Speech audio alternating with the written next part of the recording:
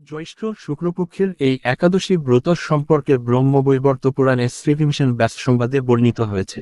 মহারাজ যুধিষ্ঠির বললেন, হে জনার্দন, আমি অপরা একাদশীর সমস্ত মাহাত্ম্য শ্রবণ করলাম, এখন জ্যৈষ্ঠ শুক্লপক্ষের একাদশীর নাম ও মাহাত্ম্য কৃপাপূর্বক আমার কাছে বর্ণনা করুন। শ্রীকৃষ্ণ বললেন, এই একাদশীর কথা মহর্ষি ব্যাসদেব বর্ণনা করবেন, কেননা তিনি সর্বশাস্ত্রের অর্থ ও তত্ত্ব পূর্ণরূপে জানেন। রাজা যুধিষ্ঠির ব্যাসদেবকে বললেন, হে মহর্ষি দ্বৈপায়ন, আমি মানুষের লৌকিক ধর্ম এবং জ্ঞানকাণ্ডের বিষয়ে অনেক শ্রবণ করেছি। আপনি যথাযথভাবে ভক্তি বিষয়ে নিয়ে কিছু ধর্মকথা এখন আমায় বর্ণনা করুন। শ্রী ব্যাসদেব বললেন, হে মহারাজ, তুমি যেসব ধর্মকথা শুনেছ, এই কলিযুগের মানুষের পক্ষে সে সমস্ত পালন করা অত্যন্ত কঠিন।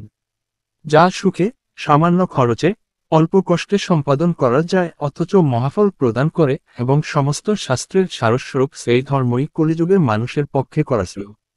সেই ধর্মকথায় এখন আপনার কাছে বলছি। উভয়ের পক্ষের একাদশী দিনে ভোজন না করে উপবাস করবে। দ্বাদশী দিনে স্নান করে শুচিশুদ্ধ হয়ে নিত্যকৃত্য সমাপনের পর শ্রীকৃষ্ণের অর্চন করবে। এরপর ব্রাহ্মণদেরকে প্রসাদ ভোজন করাবে। অশৌচাদিতেও এই ব্রত কখনো ত্যাগ করবে না।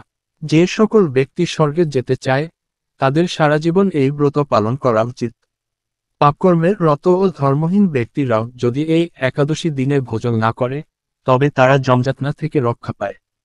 শ্রী ব্যাসদেবের এসব কথা শুনে গদাধর ভীমসেন অশ্বত্থ পাতার মতো কাঁপতে কাঁপতে বলতে লাগলেন, হে মহাবুদ্ধি পিতামহ!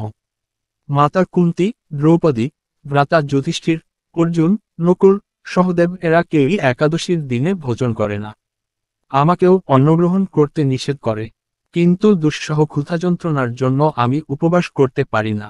ভীমসেনের এই কথায় ব্যাসদেব বলতে লাগলেন, যদি স্বর্গাদি দিব্যধাম লাভে তোমার একান্ত ইচ্ছা থাকে, তবে উভয় পক্ষের একাদশীতে ভোজন করবে না। তদুত্তরে ভীমসেন বললেন, আমার নিবেদন এই যে, উপবাস তো দূরের কথা, দিনে একবার ভোজন করে থাকাও আমার পক্ষে অসম্ভব। কারণ আমার উদরে বৃক নামে অগ্নি রয়েছে। ভোজন না করলে কিছুতেই সে শান্ত হয় না। তাই প্রতিটি একাদশীর পালনে আমি একেবারেই অপারগ। হে মহর্ষি, বছরে একটিমাত্র একাদশী পালন করে যাতে আমি দিব্যধাম লাভ করতে পারি, এরকম কোন একাদশীর কথা আমাকে নিশ্চয় করে বলুন। তখন ব্যাসদেব বললেন, জ্যৈষ্ঠ মাসের শুক্লপক্ষের একাদশী তিথিতে জলপান পর্যন্ত না করে সম্পূর্ণ উপবাস করবে। তবে আচমনের দোষ হবে না। ওই দিন অন্নাদি গ্রহণ করলে ব্রত ভঙ্গ হয়। একাদশীর দিন সূর্যোদয় থেকে দ্বাদশীর দিন সূর্যাস্ত পর্যন্ত জলপান বর্জন করলে অনায়াসে 12টি একাদশীর ফল লাভ হয়।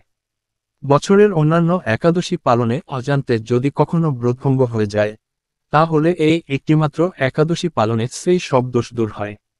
দ্বাদশী দিনে ব্রাহ্ম মুহূর্তে স্নানাদিকার্য সমাপ্ত করে শ্রীহরির পূজা করবে।